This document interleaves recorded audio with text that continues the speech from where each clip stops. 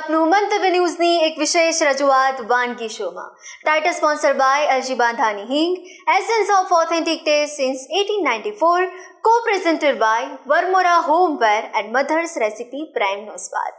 દર્શક મિત્રો, જે પહેલી વાનગી વંદિતા મેને બનાવી એમાં આપણું મોઢું એકદમ મસ્ત મસાલેદાર ને ટેસ્ટી થઈ ગયું અને હવે જે બીજી વાનગી છે એટલે હવે ટેસ્ટી મોઢું થયું એટલે થોડું ગળ્યું કરવું પડે, મીઠું મોઢું કરવું પડે અને હવે એક સ્વીટ ડિશ આપના માટે આવવા જઈ રહી છે. તો ચાલો એના માટે પણ તૈયાર થઈ જાઓ. વંદિતાબેનને પૂછે કે બીજી વાનગીનું નામ શું છે. તો વંદિતાબેન, આપણી બીજી વાનગી કઈ છે? બીજી વાનગી છે કૃતિ ઓરિયો કોકોનટ બોલ્સ. વાહ, ઓકે. તો એના પણ ઇન્ગ્રેડિયન્ટ્સ આપણે જોઈ લઈએ. ચોક્કસ. હવે એના માટે મેં લીધા છે 8-10 ઓરિયો બિસ્કિટ. એને ક્રશ કરવાના હોય છે એટલે હું ક્રશ પણ લઈને આવીશું સાથે.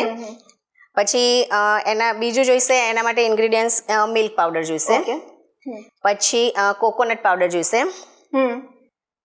પાવડર શુગર જોઈશે, થોડું બાઇન્ડિંગ માટે મલાઈ જોઈશે ઘરની, અથવા તમે ફ્રેશ ક્રીમ પણ લઈ શકો છો, જે તમારી પાસે અવેલેબલ હોય એ તમે લઈ શકો છો.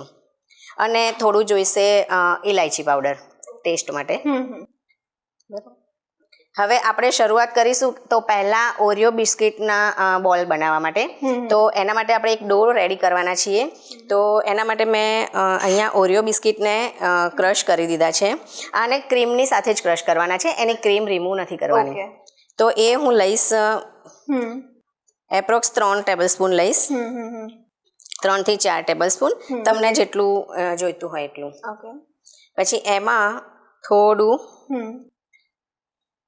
કાર્ડેમમ પાવડર લઈશું, એને ઇલાયચી પાવડર. પછી થોડુંક એમાં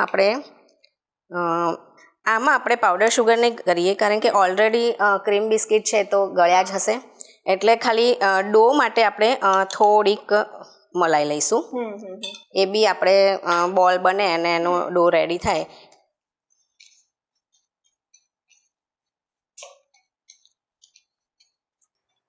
ઓરિયો બિસ્કિટની જગ્યાએ કદાચ આપણી ઘરમાં એના સિવાયના ક્રીમવાળા બિસ્કિટ પડ્યા હોય તો એમાંથી પણ તમે ક્રીમ બિસ્કિટ લઈ શકો છો. ઓરિયોના જગ્યાએ ડાર્ક ફેન્ટાસી લઈ શકો છો, કે બીજા કોઈ પણ ક્રીમ ફ્લેવરના આવે એ તમે આરામથી લઈ શકો છો.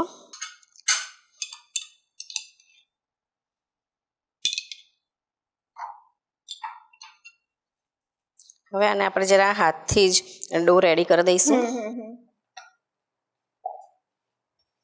તો હવે વંદિતાબેન, તમે ઘણા બધા વેરિએશન્સ આપો છો એક જ સામગ્રીમાંથી. તો હવે આમાં પણ પૂછવા માંગીશ કે કોકોનટ બોલ્સની જગ્યાએ કંઈક અલગ વેરિએશન આપવું હોય તો લાવી શકાય? આમાં એકચ્યુઅલી એવું છે કે બંનેમાં આમાં આપણે જે રેસીપી બનાવી રહ્યા છીએ એમાં એવું છે કે અંદરનું જે બોલ હશે એ અંદરના લેયર માટે આપણે ઓરિયો બિસ્કિટમાંથી બનીશું, અને આઉટર લેયર માટે આપણે કોકોનટ બોલ્સ કોકોનટ લઈશું, મતલબ કોકોનટનો ડો બનાવીશું. અને હવે તમારે એને સ્વિસ પણ કરી શકાય કે બહાર તમે બહાર તમે આ ચોકલેટવાળું લેયર કરી શકો ઓરિયોનું, અને અંદર તમે કોકોનટ વાળું ડો લઈ શકો છો. અને બીજા વેરિએશનમાં જો આપણે જોઈએ તો તમારે આને સીટ ઉપર એને વણી અને પહેલાં કોકોનટ વાળું લેયર વણવાનું, અને પછી એની ઉપર તમે આ ઓરિયો વાળું લેયર વણી અને એનો રોલ વાળી અને 2-3 કલાક ફ્રીઝમાં મૂકી અને એને કટ કરો તો એ રોલ પણ બની જશે સરસ. એટલે દરેક વાનગીમાં કૃતિ એવું હોય છે ને કે તમે તમારી રીતે સ્વિચ કરી શકો છો, કે આ નહીં તો આ, નહીં તો આ, એવું છે. એટલે હવે આપણું આ ઓરિયોના ક્રશવાળું ડો રેડી છે. હવે આપણે કોકોનટવાળું ડો બનાવીશું. તો એના માટે આ જે ટોપરાની છીણ છે એ આપણે 5-6 ટેબલ સ્પૂન લઈશું.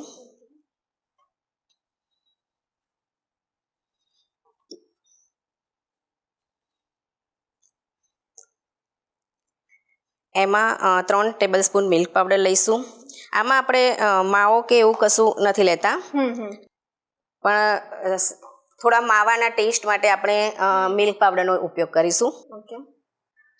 હવે આમાં જે કોકોનટ છે એ થોડું મોડું હોય એટલે એના માટે આપણે 2-3 ટેબલ સ્પૂન પાવડર શુગર લઈશું.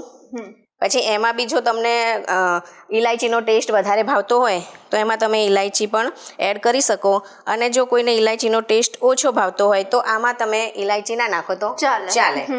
પછી અગેન આમાં પણ આપણે મલાઈ લઈશું 2-3 ટેબલ સ્પૂન, કે એ બી બાઇન્ડિંગ માટે, ડો બનાવવા માટે આપણે આને મલાઈ લઈશું.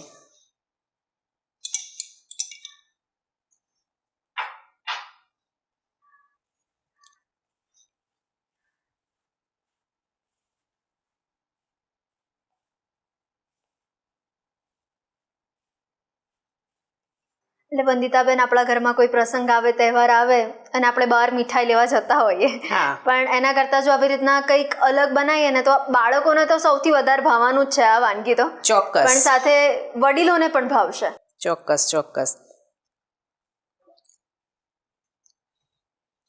હવે આમાં થોડું જો તમને ઓછું લાગતું હોય તો થોડી ક્રીમ વધારે નાખી શકાય, અથવા તો થોડા 1-2 સ્પૂન દૂધ લઈ શકાય, અથવા તો તમે 2-3 સ્પૂન પાણી પણ લઈ શકો.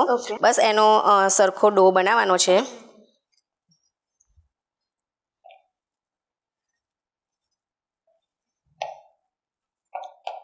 હવે કૃતિ, આપણે આ કોકોનટ વાળો ડો પણ રેડી છે.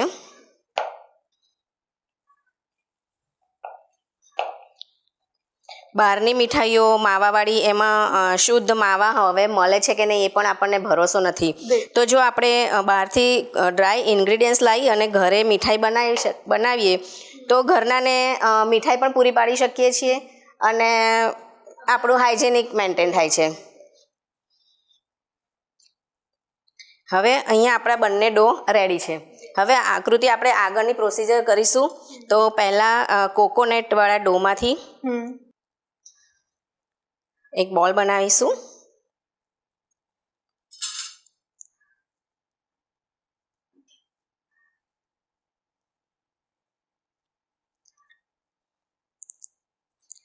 આપણે આ મિશ્રણમાંથી બધા જ ડો પહેલા બનાવી દઈએ એટલે આપણને પાછળની પ્રોસિજર થોડી ઈઝી થઈ જાય. ઓકે.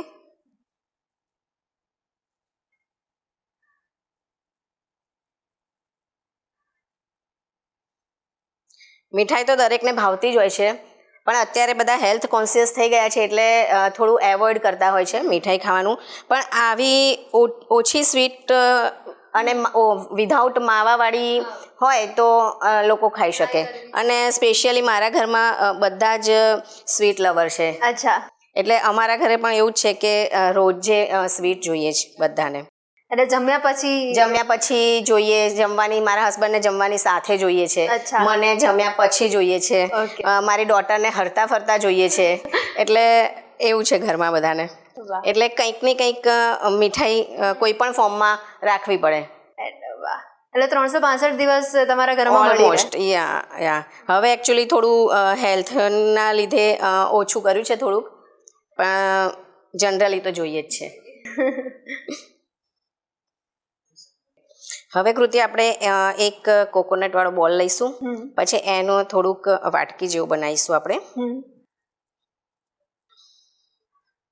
પછી એમાં આ જે આપણે ઓરિયો બિસ્કિટનો બોલ રેડી કર્યો હતો એનાથી એને અંદર મૂકી અને ઉપરનું લેયર કવર કરીશું. ઓકે.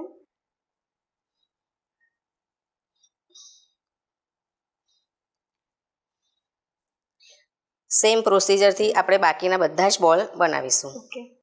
હવે આમાં કૃતિ એવું છે કે જેમ કે તમે અંદરનો જે બોલ છે એમાં ઓરિયોની સાથે અગર તમે ઈચ્છો અને તમને ડ્રાયફ્રૂટ્સ ભાવતા હોય તો ઝીણા ઝીણા કટ કરી અને ડ્રાયફ્રૂટ્સ અંદર એડ કરી શકો છો. એટલે એની કતરણ એડ કરી શકાય, અથવા તો એને ઘીમાં રોસ્ટ કરી અને પણ એ તમે એડ કરો તો એનો ટેસ્ટ પણ એકદમ અમેઝિંગ આવે છે.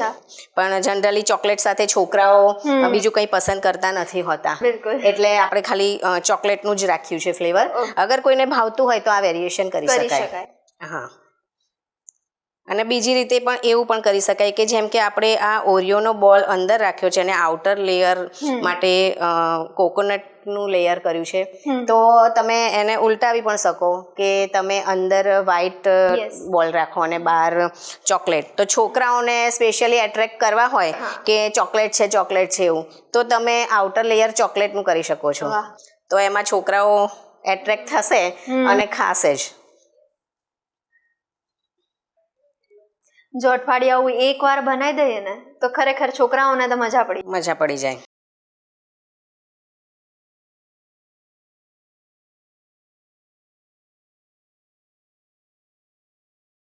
અચ્છા, તો કૃતિ, હવે તૈયાર છે આપણા ઓરિયો કોકોનટ લડ્ડુ, જે મેં કટ કરીને બતાવ્યું છે કે અંદર ને બહારનું લેયર કેટલું બ્યુટીફુલ લાગે છે કે જોઈને જ એને તરત જ ખાવાની ઈચ્છા થઈ જાય.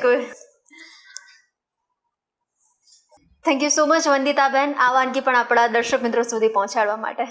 ધન્યવાદ. દર્શક મિત્રો, આપ ખરેખર જોઈ શકો છો, અમારા મહેમાને જણાવ્યું ને એ જ પ્રમાણે એટલું અટ્રેક્ટિવ આપણને જોઈ શકીએ છીએ કે જોતા ખાવાની ઈચ્છા થઈ જાય મોંમાં. તો મારામાં તો મોઢામાં પાણી આવી ગયું છે. હવે તમારે પણ ટ્રાય કરવું હોય ને તો પછી વંદિતાબેનનો કોન્ટેક્ટ કરવો પડે, કાં તો પછી વાનગીના શોને તમારે ડેલી જોવો પડે. દર્શક મિત્રો, જોતા રહો વાનગી શો. દર્શક મિત્રો, તમને પણ અવનવી વાનગી બનાવવાનો શોખ છે? તમે પણ મંતવ્ય ન્યૂઝના વાનગીના રસોડાના નેક્સ્ટ ગેસ્ટ બનવા માટે ઉત્સુક છો? તમે બની શકો છો. હવે તમને એવું થતું હશે કે એના માટે મારે કરવાનું શું? તો કરવાનું એટલું જ છે, તમારે તમારું નામ, શહેરનું નામ, રેસિપીનું નામ અને રેસિપીનો સરસ મજાનો ફોટો પાડીને મોકલી આપવાનો છે. અમે સામેથી આપનો સંપર્ક કરીશું. અને હા, અત્યારે ટીવી સ્ક્રીન પર તમે જે નંબર જોઈ શકો છો તેના પર કોલ કરીને તમે એડવાન્સ રજિસ્ટ્રેશન કરાવી શકો છો. તો દોસ્તો, મળીએ છે નેક્સ્ટ એપિસોડમાં. વાનગીના સફરને માણવાનું ચૂકતા નહીં, પણ હાલ મને રજા આપશો. Title sponsored by LG Bandhani hing, essence of authentic taste since 1894, co-presented by Varmora homeware and mother's recipe, પ્રેમનો સ્વાદ. Good bye. ઓરિયો કોકોનટ બોલ બનાવવાની સામગ્રી: ઓરિયો બિસ્કિટ, ટોપરાનું છીણ, મલાઈ, મિલ્ક પાવડર, દળેલી ખાંડ, ઇલાયચી પાવડર, દૂધ.